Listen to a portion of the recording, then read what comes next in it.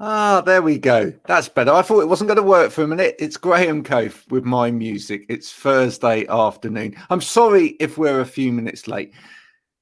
My guest today, Cat, just had to get out of that queue at McDonald's. But she's managed to do it now. She wasn't even No. in a queue at McDonald's. I jest. But we'll have this quick break and then we'll be back to talk to Cat Dowling.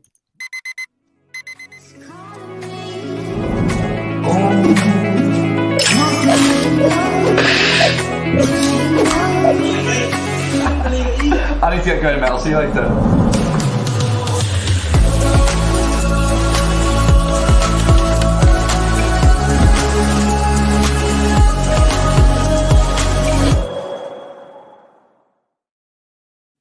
Kat, thank you very much for joining me this afternoon. Those queues at McDonald's, I couldn't understand that when we came out of lockdown. Everybody queuing for like 2 hours in their car at McDonald's. It's mad, isn't it? It's insane. The world is an insane place. It really is. Yeah. Where are you? Where are you, Kat, in your I'm car? in Dublin, Yeah. in the city centre of Dublin. So I am. Okay. Yeah. Okay. Well, we'll make sure that you're away from whichever car park you're in before your ticket runs out. I absolutely know. I've that much taken care of. Yeah, I'm a master at avoiding just as they're about to. I seem to arrive. With luck and all coming out. Yeah. I struggle with car parks these days. I know. Because Yeah. Once upon a time you knew what you were doing. You had to arrive. Well, for a start, they were cheap once upon a time, and you could have a few pence in your car and you could arrive at a car park and it was all good. These days, you arrive at a car park, some of them you don't even know where you pay. I mean, they're so clever that they take a picture of your number plate and everything, and then you're meant to pay on the way out, or you just don't know. It gets confusing. Modern technology. It's completely confusing. I absolutely agree, and it's like they actually make it difficult. It's almost like an obstacle course sometimes. Yeah, I agree. There you go. Oh, we're all, your phone was buzzing. My phone's just diddle-it. There you go. Now, listen, we're here to talk about music, and what I'd love to ask people first and foremost is when did it all start for you? When did it all start? That's a really good question. I guess I came from a family where music was loved, right? So everyone was playing an instrument. There was always music playing. There was there could have been folk. I was a big Dylan fan, loads of Dylan, loads of Leonard Cohen, but then Led Zeppelin. There was Metallica, there was AC/DC, all of that kind of shenanigans. So everyone had a little different taste. And I suppose the first female that I was into was Janis Joplin. I was, really young, and there always seemed to be music. And every so often in my family, we'd have conservative enough family, do you know what I mean? But there was a love of music.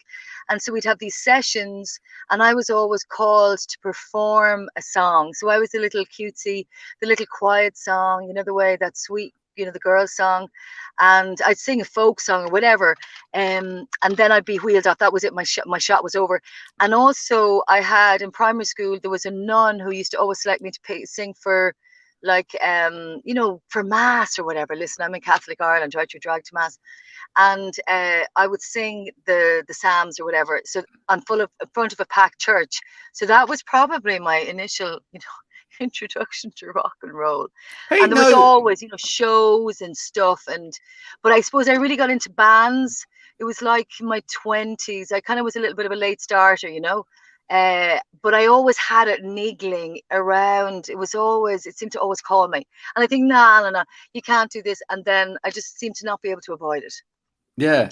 Music was, it was a passion. I needed it, And that story has been on these shows that I've been doing. That story has been repeated over and over again, believe it or not. And especially, starting off in church and that sort of thing, or starting off, singing hymns and that sort of thing. And I think, as I've said before, I think hymns are great grounding, because actually some of them are damn hard, aren't they?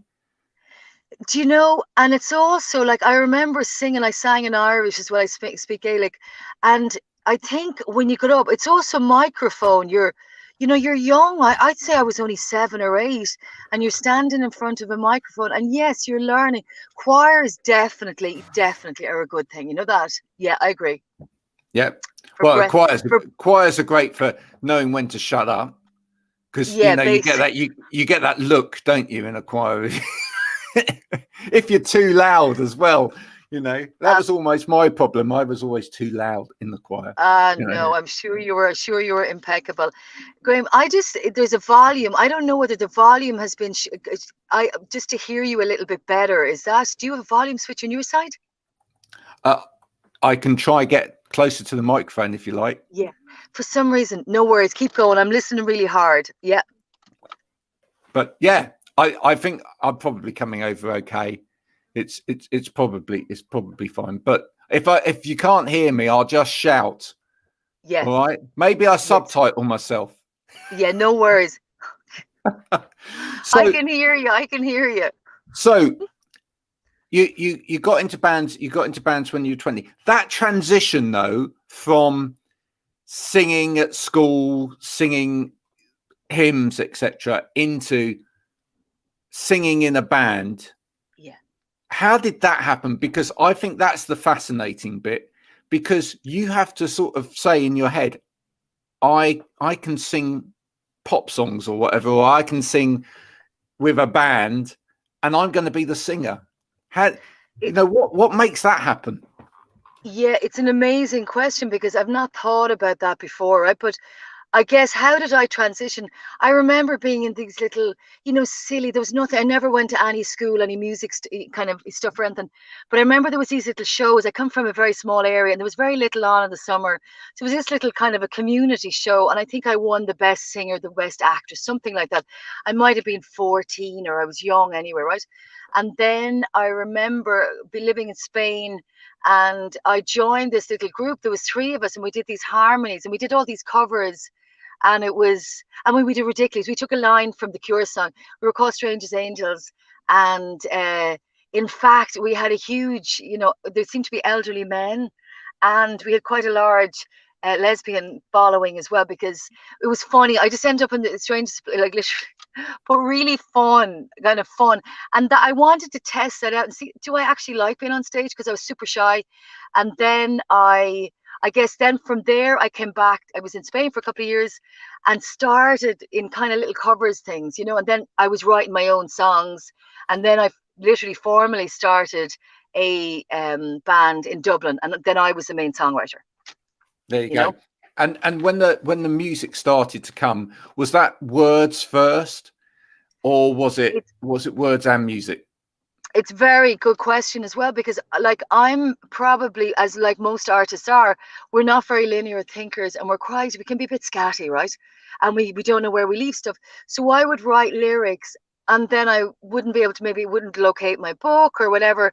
So I think oftentimes when I sit down and I have an instrument, obviously the melody comes, but I've now since found lots of those notes or those pieces of paper, those little books where I wrote lyrics, and I kind of went, I remember initially I'm thinking, geez, they're amazing lyrics. That's a lovely poem. And I don't mean to be, and then I go, that's something I wrote when I was, so lesson to self, always that whole, the story of having a notebook with you is really important, which I didn't do. And I'm only starting to do now.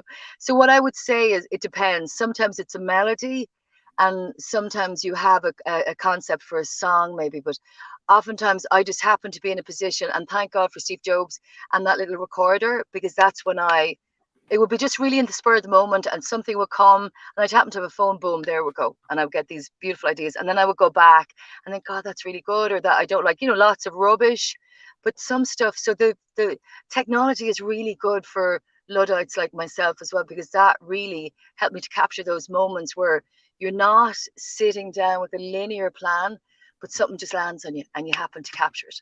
It's like the photograph that nobody's watching. So good. So good. For me, it started with lyrics. It started with writing poems, actually. There you go. And I just used to write and write and write, and I actually had a little book, and I, you know, carried it with me everywhere, etc. And then, you know, it was because I had a group of friends that were incredibly talented musically, and it just, you know, it was just spending time with them, and they were like, oh, we need some lyrics to this. Yeah. Well, I've got a book of them. You know, the singing part was like, I hadn't even really considered it, really. I just thought we were there, and I thought, I've got the lyrics. This needs someone to sing them. I might as well. You know? I know, which is class, because it's so organic, and fair play to you for having the lyrics. Like, that's beautiful. Yeah, you know, I just think that transitioning bit is quite magical. That bit where you suddenly aren't just performing someone else's songs, and singing, you know, for anyone that's a singer, singing, I guess, just continues as a everyday part of life. You can't help it. You're in the car, you'll sing along, you know. You get up in the morning, you hear something, you have a little sing song. You know, that because it makes you happy at the end of the day. It gets the hormones going. But at the end of the day, that bit where you transition into an artist making your own music, that's the magical bit. Absolutely, and it is organic, and you know, I guess you have to learn it your own way, because there is, of course, have a lyrics book and write them down, because you're capturing moments. And I think what I try to do sometimes is spend a half an hour when you just write and just free flow, and you finish.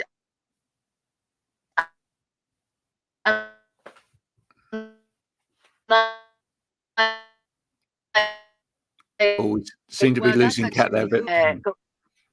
So I think it's a really good skill, because art, like songwriting, is a skill. It's a skill like anything, and the more you do, because there's no end to creativity. Like, the more you create, the more that's going to come, because it's an endless well, you know. That's what I think. Talk about your music. Yeah. You've got a couple of singles out. Yeah. And what I like is that you've gone for, and that's a very strong thing to do, you've gone for a single word. Always good, you know. Don't. Yeah, oh yeah, nice. Okay, yeah. Yeah, go for that single word, not you know, da or whatever. It's just one word, you know. So trouble is a great word, right? Freedom, great word. Now is that deliberate? Do you like the fact? That is a really good question, because no, there's absolutely no thought that's going to, because the next single, well, actually, the next single will either be Animals or All That I Can Do, actually, is, so that'll have broken your rule. That breaks the cycle. It breaks it. The next single, I think, is going to be Animals, though. So maybe we're in keeping. Yeah. But it's great, though. I mean, maybe that's a really strong way to start, though, because actually it makes people want to come in, because it's like such a big, you use very big words there. Trouble, I mean, that's a big word. Freedom, that's a really big word. You want to explore what's this song about, because it's, you know. Yeah, and I guess, you know, it's a really good question, and I suppose I hadn't thought about it, so this is the first time I've actually thought about it, so thank you for making me think about it. There we go. And they are very big songs as well. That is really what I loved about both these songs. Is that fairly typical of all of your work? I mean, can you maintain that kind of big song structure in all of your work, or are there going to be sort of more subtle shades, or not so obvious songs, if you like, further down the line? I guess what I do is I love my record, right? I mean, look, you have to make something you love, don't you? Because if you don't love it, like, what's the point in making it?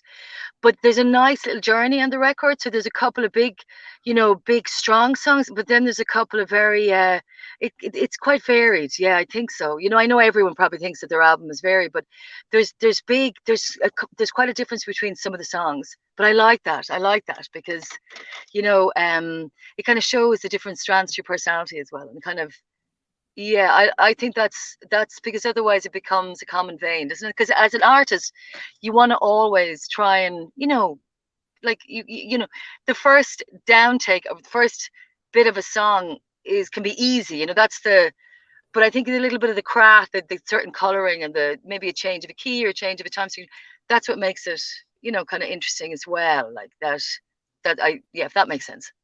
Yeah, and do you know what? Freedom, in particular, the new song has got that lovely build to it as well. Yeah, who helped you with the production on that? Oh, the guy that I produce, like, he's a guy called. I played with him in Alpha States. Played with him such a long time. We're almost like brother and sister, and we have an amazing kind of a trust. He's a guitar player, plays keys. He would what's the word? He did lots of production, and he really listens to what I want, and so kind of between us we might. But he's super amazing musician. Yeah, very, very understated, and we just get each other, that way, kind of, he gets what I'm about. Yeah, but it's got that great bit in the song. I'm building the song for everyone, so everyone will want to go and listen to the song, right? But it's got that great bit in the song where the song breaks down, and then you've got that freedom, held freedom. Yes. Yeah, yes, and then it bashes back in again. It's just brilliant. I mean, do you always love songs like that? I mean, for me, I just love songs that really kind of build momentum. I love like the Water Boys and things like that. I just love it.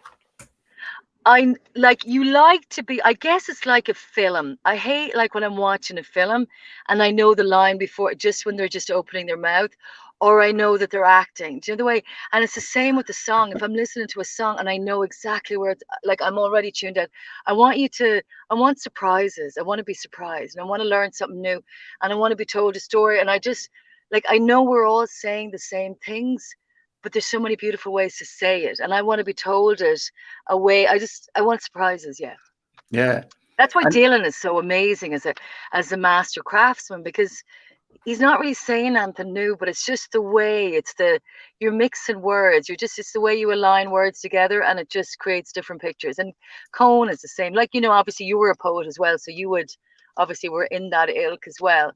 But that to me is really important, because there's so much that's just, it's dross, and that's okay. There's a moment and there's a time and a place for dross, and we have, music is so emotional, so it depends on what you want at a certain time. But I want surprises. I just want surprises. Yeah, but surprises that at the same time people can learn, if you know what I mean. You don't want it so surprising that or so anglistic that yeah. Then, I mean, you don't want to be Stravinsky. I know what you're saying. Like, I mean, yeah, absolutely. Yeah. Once you know the surprise, and you know that it's got to be what it is it's got to have that bit where you can pass it on, right? So you can say to your mates, now you need to listen to this, because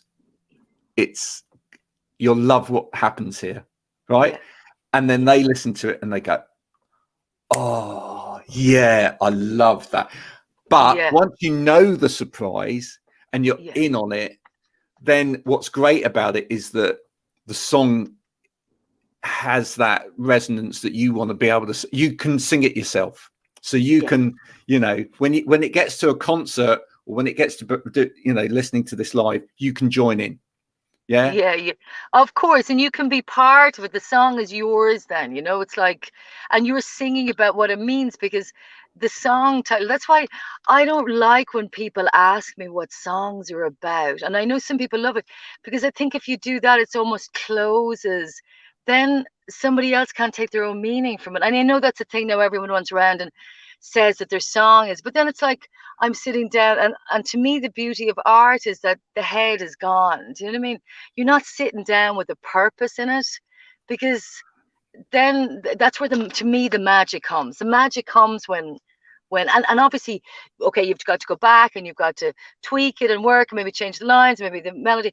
But if you're sitting down, you're saying, today I'm going to write a song about, you may get something beautiful. But I think for me the magic, and it's the same in a studio, often that magic is that mistake that wasn't planned, and suddenly, wow, let's keep that. That actually, it was a mistake that really sounds so class. Definitely. Now let me just look at my next question. So what's the song Freedom about? No. The song Freedom. No worries. No, and I'll tell you, because I not. can remember the location of writing it more than like I know what it's kind of. Do you want me to ask you? Was that your question? Well, no, it wasn't, because you just told me that you didn't want No, me but to I'm ask happy you that to question. answer, And actually, you can tell me, but the thing is, what you said is absolutely important, right? Because and it's like I loved listening to people over the years talking about their songs and the interpretations that other people had put on them. Yes. Because really the best music and the best songs should mean something powerful to everyone that listens, but yes, it's not necessarily the same thing. Yes. And absolutely. that's absolutely the brilliant thing. So yeah, no, go on. You tell me anyway. But when I listen to it, it will be a completely different thing. I tell you, I remember I had just, like, I had really small kids and I had a newborn on my chest. I remember, and it was like, I'm a real night owl anyway. I love the night, right, or the early morning when there's nobody around. I think maybe there's a recluse inside of me, or a complete introvert. Even though I have this masquerade as an extrovert. So I love that super artistic time to me. So this little fella was on my chest, and I just had a little battery guitar, and I was kind of, and that song, that I just, whatever, just the melody came in. And I remember Freedom is Sweet. I just remember it felt like honey beneath the lemon tree. And at the time, I didn't think it was a particularly good line. Do you know what I'm kind of going, but it just wouldn't go away. And, I suppose the little fella was here, and you're kind of going freedom. And I think that the ultimate freedom is, I suppose, really to be the freedom to be your absolute self without anyone's things on you or whatever. I know that might sound corny. And then obviously I watched a couple of films, and I'd watched kind of, what is the one, Something Years a Slave? What is it, 15 Years a Slave? Is it? I apologize. Great film. And so, and maybe unconsciously as well, that I am a little bit of a free spirit. And so when you're immersed in the world of small children, there must be some level that was, but I don't know where the song and the freedom bit just wouldn't go away. So that was it. It's definitely a beautiful thing in terms of young. I've got 5 kids. Oh, do you? Go away. No. Yeah. And well, there's a beautiful thing about being a child. I think when you're surrounded by children and you watch your children grow up, there's a lovely way in which they see the world. Completely. And there's a freedom to them, literally, because that's what, like, there's no self-consciousness. There's no. So yeah, that was beautifully put. Yeah, you're a poet. There you go. So now, so that everybody knows. Oh, no, there was one last thing I was going to ask you before we get into that, which was, who came up with the idea with the eye makeup? Because I love that. I mean, I know. You know what? It's really funny when you see someone with great eye makeup like that on the cover. And you have to see the cover if you haven't seen it before, folks. Sorry, I didn't hear. What did you say? Who did you say? Cat, you on the cover of the song, you've got this great eye makeup on. Yeah. And whose idea was that? And and what inspired that? I that was my idea, and I just liked maybe underneath it all there's a kind of a I like that kind of rawness, that kind of, maybe not, I don't want to say primal, because that sounds like, because that can be interpreted the wrong way, but just that kind of raw, self-conscious. Yeah, just, and I like art anyway, so I just, like, I'm not interested in when something's aesthetically visual. I wanted more as it's kind of, there's a message coming out, if that makes sense. Well, I probably saw it as more tribal than primal. I mean, Yes. tribal as opposed to primal. I I mean, was kind of going to say tribal, primal, that kind of a thing is what, yeah. yeah. I mean, I like the idea of people following you into that freedom. Yeah. If you know what I mean. There was Yeah, that's kind beautiful. of Yeah. That's Yeah. what I like. And I did wonder when you turned up with your glasses on today, if you took them off, whether the red was going to be there. Do you know what? I know, actually, I apologize, and I'm so sorry to admit that would have been, and I'm like, yeah, this is actually the first time. Am I allowed to admit that I was on StreamYard? For some reason, I thought, yeah, it's on. So this is I'm a novice to all this. So thank you. No, it's fine. So listen, so people know, because Yes. this is the important thing, and I Yeah. bang on about it in every single show. So Okay. people know how they can support you Okay. in the best way possible, which is to actually not just to listen to your music, but actually pay Yeah. for it. Yeah. Where is your music available? My music is available at the moment on Bandcamp, and Bandcamp is, I suppose we all know that that's where it's available. Yeah. So if anyone wants to contribute, it's so appreciated, as we all know, because especially doing it as an independent musician. So that's where it's at, is Bandcamp. Obviously, Yeah, you can listen on Spotify and all that. you And I think it's can. on, yeah. You can listen to it on Spotify.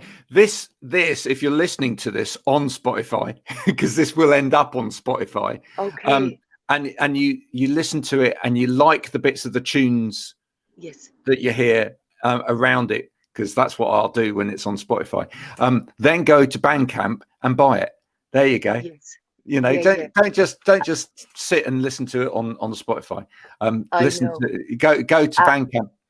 Yes. What I'd really like, Kat, is a t-shirt with that your face on it with the iMate. Okay, nice. That's an amazing idea. Okay, cool. Right, I'm going to get one for you. When is your birthday?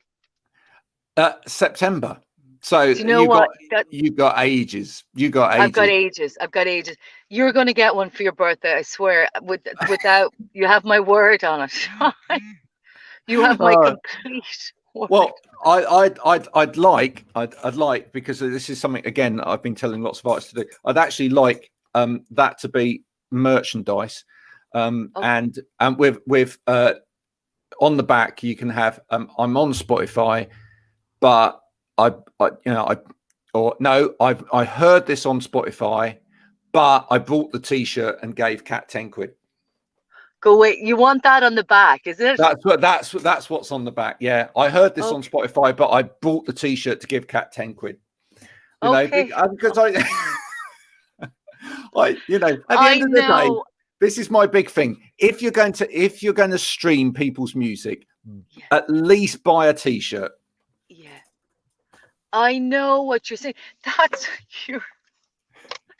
That is really, I love it. I love it. Right, you're going to get one of those for your birthday, maybe two, and maybe something else as well. No, great. Yeah, it's true. It's true. It's like there's a huge amount of music coming out, and I suppose there is probably this forgetfulness that to support art needs to be supported. It just does.